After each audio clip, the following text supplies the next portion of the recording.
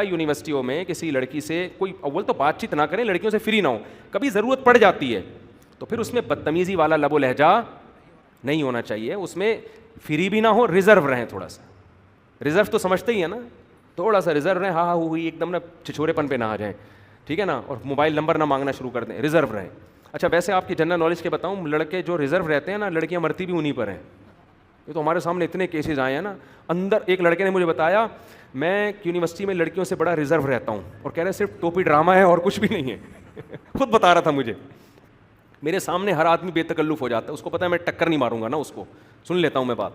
تو کہنے لگا کہ مجھے خود بتایا, کہہ رہا مجھے اتنا ٹھرکی ہوں, اپنے بارے میں بتا رہا تھا, تو مشورہ لینے آیا تھا نا, برائیوں میں لگ گیا ہوں اور میں شادی نہیں ہو رہی وغیرہ وغیرہ, لوگ آتے ہیں کہ میں اتنا ٹھرکی ہوں.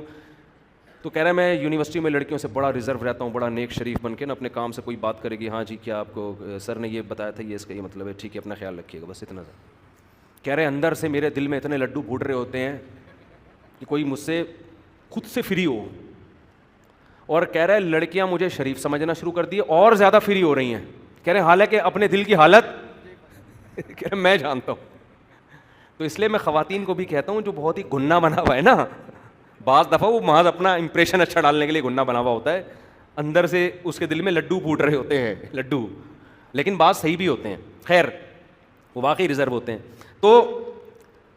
تو میں یہ جو بار بار کہہ رہا ہوں نامحرم سے مسکرا کے بات نہ کریں, تو ایسا لب و لہجہ نہیں ہو کہ بدتمیزی جھلک رہی ہو اس سے, اس کا خیال کریں, کیونکہ دینداروں کا امیج اس سے بہت زیادہ خراب ہوتا ہے. آپ نے بدتمیزی نہیں کرنی ہے, فری نہیں ہونا بس آپ نے. تو اب میں اصل بات کر کے بس بیان ختم کرتا ہوں. تو ہماری مسکراہٹ چونکہ کس کے لیے, اللہ سے. اب آپ مجھے ایک بات بتاؤ, جب اللہ کے لیے مسکرانا ہے تو سب سے زیادہ کس کے ساتھ مسکرا کے بات کرنے کا ثواب ملتا ہے؟ ماں.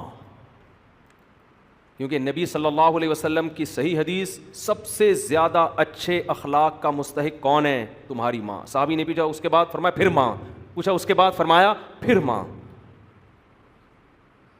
سمجھ رہے ہو؟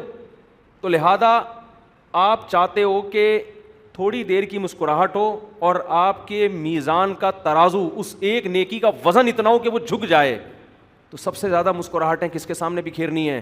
ماں کے سامنے. سمجھتے ہو؟ دوسرے نمبر پہ مسکرانے کا سب سے زیادہ ثواب کس کے سامنے ملتا ہے؟ ایسا نہ خام خامے بتیسیاں دکھانا, کوئی بات ہو تو, یعنی ایکٹنگ نہیں کرنی ہے جا کے, ابا کو لگے کہ یہ پتہ نہیں کیا ڈرامے شروع کر دیے اس نے. مطلب یہ کہ میٹھے لہجے میں ایسا ایٹیٹیوڈ ہو, ایسا لب و لہجہ, ذرا بھی سختی نہ ہو بات چیت کے انداز میں. تو اگر آپ کی مسکراہٹ اللہ کے لیے ہے تو دوسرے نمبر پہ آپ سب سے زیادہ کس کے سامنے مسکرا کے بات کریں گے؟ ابا کے سامنے.